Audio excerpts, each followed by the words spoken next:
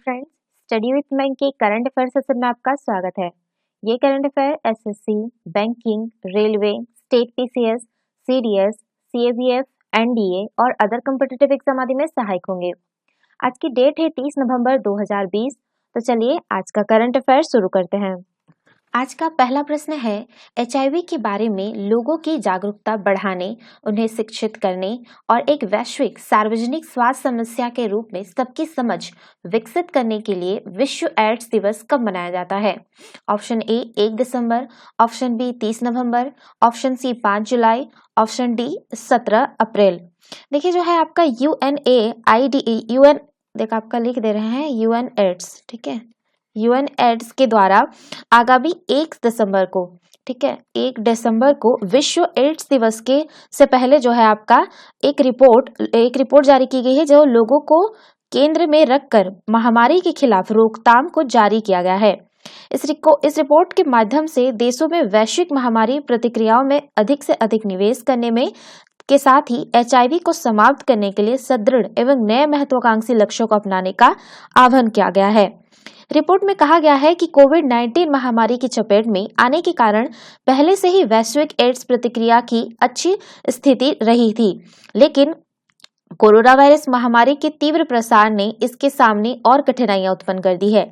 HIV प्रतिक्रिया पर Covid महामारी के दीर्घकालीन प्रभाव के आकलन से पता चलता है कि जो 2020 से 2022 के बीच जो है आपका, ध्यान रखिएगा, 2020 से 22 के बीच में जो है 1.23 लाख जो है आपका लाख से 2.93 लाख के अतिरिक्त नए एचआईवी संक्रमण के मामलों के साथ एड्स से संबंधित अतिरिक्त मौतों का आंकड़ा 69,000 से बढ़कर जो है आपका 1.49 लाख हो सकता है। रिपोर्ट के अनुसार उप सहारा अफ्रीका के कुछ देशों जैसे बोत्सवाना और स्वाजीलैंड ने उल्लेखनीय रूप से अच्छा प्रदर्शन किया है और 2020 तक के लिए तय किए गए लक्ष्यों को हासिल कर लिया है या इससे भी आगे निकल गए हैं। बात करते हैं एचआईवी या एड्स के बारे में। तो एचआईवी एक प्रकार का जानलेवा इन्फेक्शन से होने वाला गंभीर बीमारी है। इसे मेडिकल भाषा में ह्यूमन इम्यूनोडेफिशिएंसी वायरस यानी एचआईवी के नाम से जाना जाता है, जबकि लोग इसे आम बोलचाल में एड्स के नाम से जानते हैं। इस रोग में जानलेवा इन्फेक्शन व्यक्ति के शरीर की रोग प्रतिरोधक क्षमता पर हमला करता है। इसकी वजह से शरीर सामान्य बीमारियों से लड़ने में भी अक्षम होने लगता है। एचआईवी वायरस संक्रमण मानव शरीर में कुछ प्रकार के कैंसर एवं संक्रमण के खिलाफ लोगों की प्रतिरक्षा प्रणाली को कमजोर करता है। बात करते हैं विश्व एड्स दिवस के बारे में। तो विश्व एड्स दिवस जो है आपका वर्ष 1988 से प्रतिवर्ष जो है आपका 1 दिसंबर को मनाया जाता है। इस दिवस को मनाने का उद्देश्य जो है एचआईवी के बारे में लोगों की जागरूकता बढ़ाने, उन्हें शिक्षित करने और एक वैश्विक सार्वजनिक स्वास्थ्य समस्या के रूप में सबकी समझ विकसित करना है। तो इसका सही आंसर होगा ऑप्शन ए 1 दिसंबर। चलिए नेक्स्ट क्वेश्चन पे चलते हैं। हाल ही में कौन से मंत्री द्वारा India climate change knowledge portal का शुभारंभ किया गया है? ऑप्शन ए नवीन एवं नवीकरणीय ऊर्जा मंत्री, ऑप्शन बी इलेक्ट्रॉनिक्स एवं सूचना प्रौद्योगिकी मंत्री, ऑप्शन सी पर्यावरण वन एवं जलवायु परिवर्तन मंत्री, ऑप्शन डी गृह मंत्री। देखिए भारत सरकार के नवीकरणीय ऊर्जा मंत्री ने जो आपका केंद्रीय पर्यावरण वन एवं जलवायु परिवर्तन मंत्री ने India climate change knowledge portal का शुभारंभ किया है। भारत सरकार के पर्यावरण वन और जलवायु परिवर्तन मंत्री ने कहा कि यह पोर्टल एकल बिंदु सूचना संसाधन होगा जो भारत सरकार के मंत्रालयों द्वारा किए गए विभिन्न जलवायु संबंधी पहलों के बारे में जानकारी उपलब्ध करेगा ताकि उपयोगकर्ता इन पहलों की अद्यतन स्थिति का लाभ उठा सके। बात करते हैं India climate change knowledge portal के बारे में। तो India climate change knowledge portal क्षेत्रवार अनुकूलन और समन के उन कदमों को इंगित करता है जो विभिन्न मंत्रालयों द्वारा एक स्थान पर अद्यतन जानकारी सहित उनके क्रियान्वयन के लिए उठाया जा रहा है। यह नॉलेज पोर्टल नागरिकों के बीच सरकार द्वारा जलवायु परिवर्तन की समस्याओं को संबोधित करने के लिए राष्ट्रीय और अंतर्राष्ट्रीय दोनों स्तरों पर उठाए जा रहे सभी प्रमुख कदमों के बारे में जानकारी का प्रसार करने में में मदद करेगा। पोर्टल के घटक के बारे में बात करें तो India climate change knowledge portal में 8 घटक शामिल हैं। 8 घटक शामिल हैं जिसमें से भारत की जलवायु प्रोफाइल, राष्ट्रीय नीति फ्रेमवर्क, भारत की एनडीसी लक्ष्य, अनुकूलन संबंधी कार्यवाही, समन संबंधी कार्यवाही, द्विपक्षीय और बहुपक्षीय उपयोग, अंतर्राष्ट्रीय जलवायु वार्ता और रिपोर्ट और प्रकाशन शामिल है। तो इसका सही आंसर होगा ऑप्शन सी, पर्यावरण, वन और जलवायु परिवर्तन मंत्री। चलिए नेक्स्ट क्वेश्चन पे चलते हैं। हाल ही में कौन से बैंक की एक आंतरिक कार्य समूह ने सिफारिश की है कि बड़े कॉर्पोरेट और औद्योगिक घरानों को निजी बैंकों और स्वामित्व की अनुमति दी जानी चाहिए? Option A Bharatiya state bank, option B bank of India, option C union bank, option D Bharatiya reserve bank. देखिए हाल ही में जो है आपका आरबीआई की एक आंतरिक कार्य समूह ने सिफारिश की है कि बड़े कॉर्पोरेट और औद्योगिक घरानों को निजी बैंकों के स्वामित्व की अनुमति दी जानी चाहिए। भारतीय रिजर्व बैंक का आंतरिक कार्य समूह के बारे में बात करें तो भारतीय रिजर्व बैंक ने भारतीय निजी क्षेत्र के बैंकों के लिए वर्तमान स्वामित्व, दिशा निर्देशों और कॉर्पोरेट संरचना की समीक्षा करने के लिए जो है आपका 12 जून 2020 को एक आंतरिक कार्य समूह का गठन किया था। आंतरिक कार्य समूह द्वारा जो है आपका बैंकिंग लाइसेंस के लिए आवेदन करने के लिए व्यक्तियों, संस्थाओं के लिए पात्रता मानदंड की समीक्षा करने तथा बैंकों के लिए अधिमान्य कॉर्पोरेट संरचना की जांच और इस संबंध में मानदंडों को सामंजस्य प्रवर्तकों और अन्य शेयरधारकों द्वारा बैंकों में दीर्घावधि शेयरधारिता के मानदंडों की समीक्षा करने के लिए इस समूह का गठन किया गया था। तो इसका सही आंसर होगा option D, Bharatiya reserve bank. चलिए नेक्स्ट क्वेश्चन पे चलते हैं। हाल ही में जारी एशिया के शैक्षणिक संस्थानों के लिए QS एशिया रैंकिंग 2021 में कौन सा शैक्षणिक संस्थान शीर्ष पर है? ऑप्शन ए भारतीय प्रौद्योगिकी संस्थान बॉम्बे, ऑप्शन बी होकाइडो विश्वविद्यालय, ऑप्शन सी रासायनिक और प्रौद्योगिकी संस्थान मुंबई, ऑप्शन डी सिंगापुर राष्ट्रीय विश्वविद्यालय। देखिए आपका हाल ही में जो है एशिया के शैक्षणिक संस्थानों के लिए QS एशिया रैंकिंग 2021 जारी की गई है। QS एशिया रैंकिंग 2021 में जो से जुड़े प्रमुख बिंदु के बारे में बात करें तो एशिया के जो है प्रमुख 750 शैक्षणिक संस्थानों के आकलन के आधार पर जो है ये QS एशिया रैंकिंग 2021 जारी की गई है। इस रैंकिंग में भारतीय प्रौद्योगिकी संस्थान बॉम्बे, दिल्ली और मद्रास शीर्ष 50 स्थानों में शामिल है, जबकि वही QS एशिया रैंकिंग 2021 में जो है आपका सिंगापुर के राष्ट्रीय विश्वविद्यालय ने पहला स्थान हासिल किया है। QS एशिया रैंकिंग 2021 में भारतीय प्रौद्योगिकी संस्थान बॉम्बे, दिल्ली और मद्रास को जो है आपका 37, मैं लिख दे रही हूँ, बॉम्बे को जो है आपका 37 है, ठीक है, आपका लिख लीजिएगा IIT दिल्ली, ठीक है, 47 और आपका मद्रास को 50वां स्थान हासिल हुआ है। QS एशिया रैंकिंग 2021 में विश्वविद्यालयों की श्रेणी में दिल्ली विश्वविद्यालय और जवाहरलाल नेहरू विश्वविद्यालय को 71वां और 81वां स्थान प्राप्त हुआ है। वही भारत के सागर विश्वविद्यालय को 361 स्थान प्राप्त हुआ है। सूची में शामिल अन्य भारतीय संस्थानों के बारे में बात करें तो IIT रुड़की 103, IIT गुवाहाटी 117, हैदराबाद विश्वविद्यालय 142, जादवपुर विश्वविद्यालय 147, कलकत्ता विश्वविद्यालय 154 और रासायनिक और प्रौद्योगिकी संस्थान मुंबई 155 आदि में है। बात करते हैं जो QS एशिया रैंकिंग 2021 जो जारी किया गया है, ये इसे जारी कौन करता है? ठीक है, देखिए आपका जो है क्वेकरेली साइमंड्स एक ब्रिटिश कंपनी है जो दुनिया भर के उच्च शिक्षा संस्थानों के विश्लेषण में विशेषज्ञता रखती है। इसकी स्थापना जो है आपका 1990 में की गई थी। नाम मैं आपका लिख दे रही हूँ वहां पे, क्वेकरेली साइमंड्स, ओके, साइमंड्स ये है। इसकी स्थापना जो है आपका 1990 में की गई थी और ये दुनिया भर के शिक्षण संस्थानों के लिए विभिन्न रैंकिंग जारी करती है। यह था QS world university ranking, QS Asia ranking. QS Asia ranking के बारे में बात करें तो QS एशिया रैंकिंग को क्वेकरेली साइमंड्स द्वारा एशियाई देशों के लिए जारी किया जाता है। यह रैंकिंग एशिया के शैक्षणिक संस्थानों का मूल्यांकन करती है। QS एशिया रैंकिंग 2021 में विभिन्न विश्वविद्यालय को रैंकिंग देने के लिए 11 मानदंड तय किए गए हैं। इसमें एकेडमिक प्रतिष्ठा, एम्प्लॉयर रेपुटेशन, शिक्षक छात्र अनुपात, अंतर्राष्ट्रीय शोध नेटवर्क आदि शामिल हैं। तो इसका सही आंसर होगा ऑप्शन डी, सिंगापुर राष्ट्रीय विश्वविद्यालय। चलिए नेक्स्ट क्वेश्चन पे चलते हैं।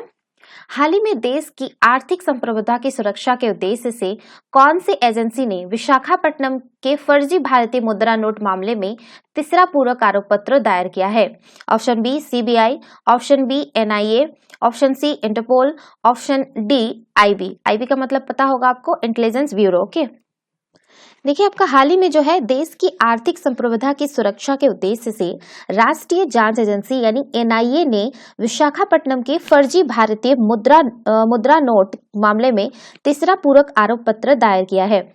गंभीर बात यह है कि इस मामले में बांग्लादेशी तस्कर भी सम्मिलित थे और ये देश की आंतरिक सुरक्षा और राष्ट्रीय सुरक्षा के लिहाज से संवेदनशील मामला है।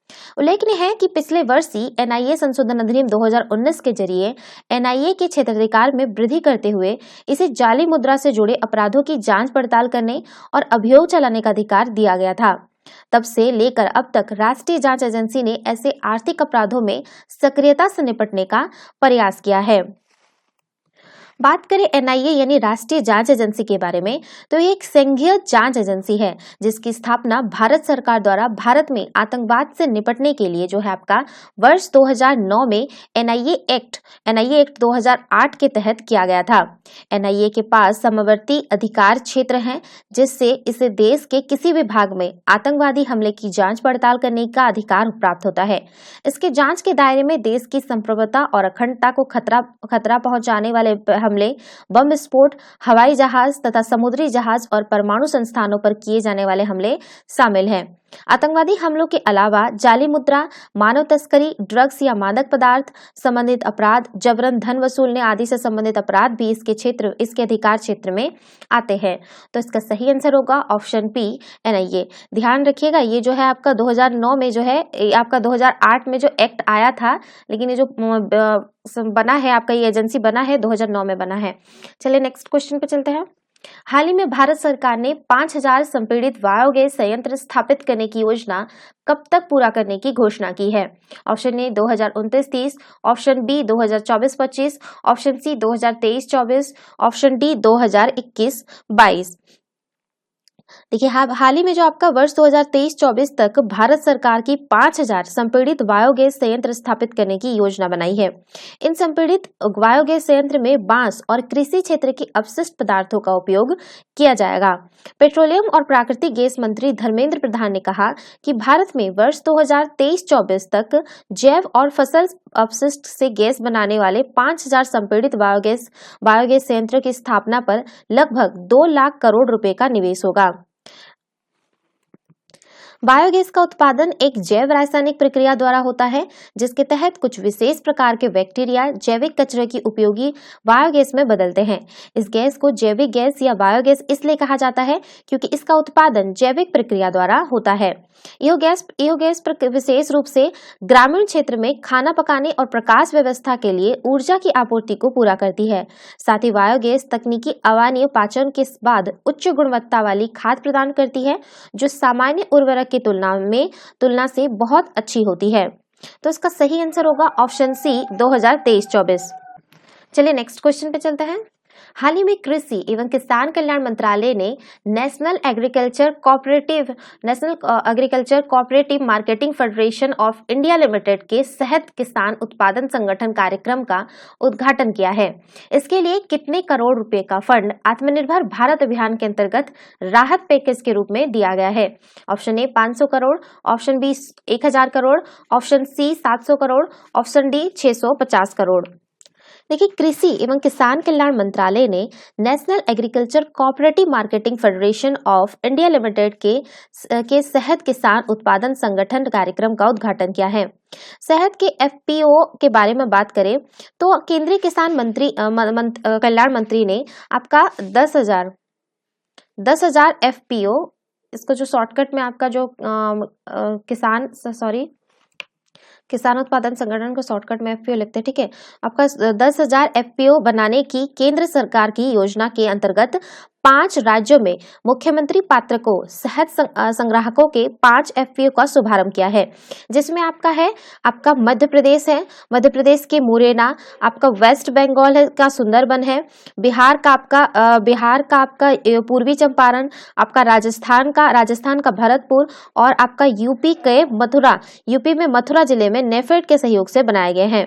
इसमें जो है इसके लिए जो आपका 500 करोड़ रुपए का फंड आत्मनिर्भर भारत अभियान के अंतर्गत राहत पैकेज के रूप में दिया गया है। वही अनेक अन्य योजनाओं के माध्यम से भी मधुमक्खी पालकों को निरंतर प्रोत्साहन दिया जा रहा है। भारत सरकार की योजना के अंतर्गत इन 5 नए एफपीओ से जुड़े लगभग 500 गांवों के 4 से 5 हजार शहद उत्पादकों को इस परियोजना से सीधा लाभ पहुंचेगा। शहद उत्पादकों द्वारा निकाले जाने वाला 60,000 क्विंटल शहद अब उनके स्वयं के द्वारा ही प्रोसेस करके नाफेड की मदद से उपभोक्ता तक पहुंचाया जाएगा, जिससे इनकी आय बढ़ेगी। तो इसका सही आंसर होगा ऑप्शन ए 500 करोड़। चलिए नेक्स्ट क्वेश्चन पे चलते हैं। हाल ही में आयोजित होने वाले संघाई सहयोग संगठन के सदस्य के सरकारों की अध्यक्षता कौन से देश द्वारा की जाएगी? Option A Bharat, option B चीन, option C Pakistan, option D रूस। देखिए, जो भारत है वो पहली बार संघाई सहयोग संगठन के सदस्यों के सरकारों के प्रमुखों की बैठक की अगुवाई करने जा रहा है।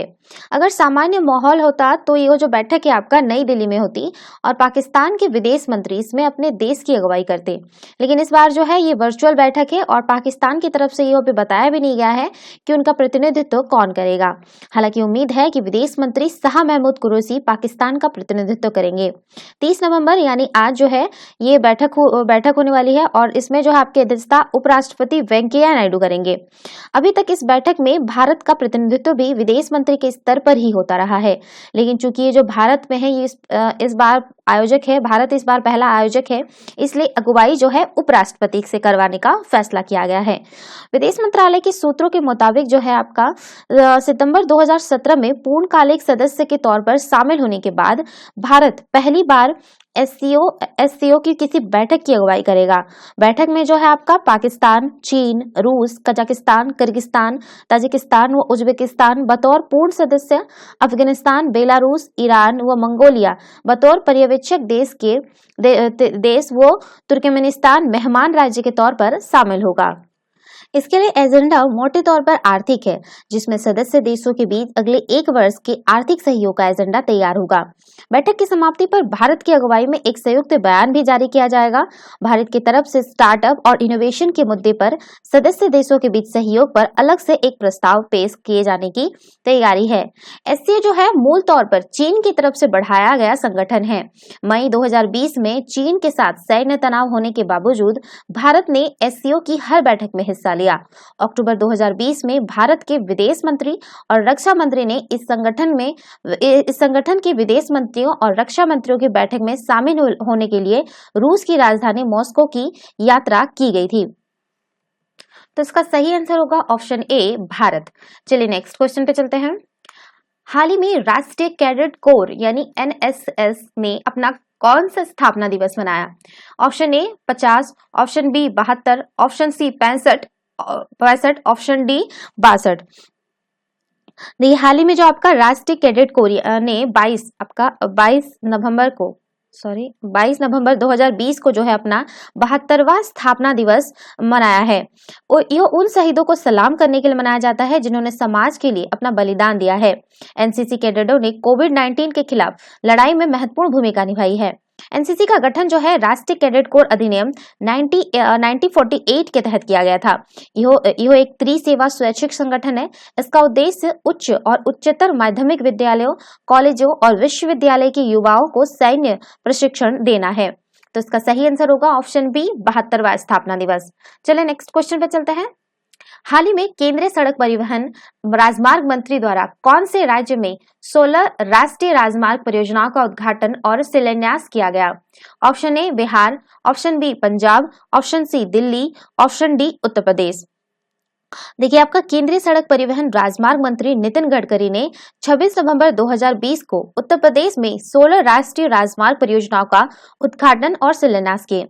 इन राजमार्गों की जो कुल लंबाई है वो 500 किलोमीटर से अधिक है और लागत जो है इसका 7,477 करोड़ रुपए हैं।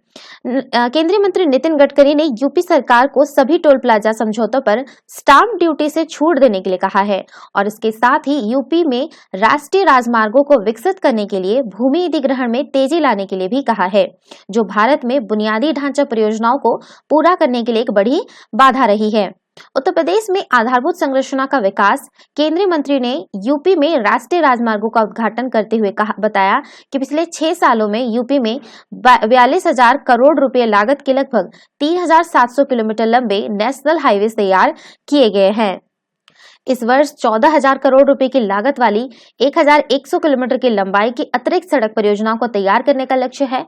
मंत्री ने यूपी में राष्ट्रीय राजमार्ग परियोजनाओं में तेजी लाने के लिए भूमि अधिग्रहण मुआवजे का त्वरित वितरण करने का भी आह्वान किया है। उपयोगिता स्थानांतरण पर्यवेक्षण शुल्क को आधा करना है। तो इसका सही आंसर है ऑप्शन डी, उत्तर प्रदेश। तो ये थे आज के करंट अफेयर। वीडियो पसंद आए तो लाइक, शेयर और कमेंट करना ना भूले। साथ ही साथ चैनल को सब्सक्राइब करना ना भूले। Thanks for watching. Have a nice day. Take care.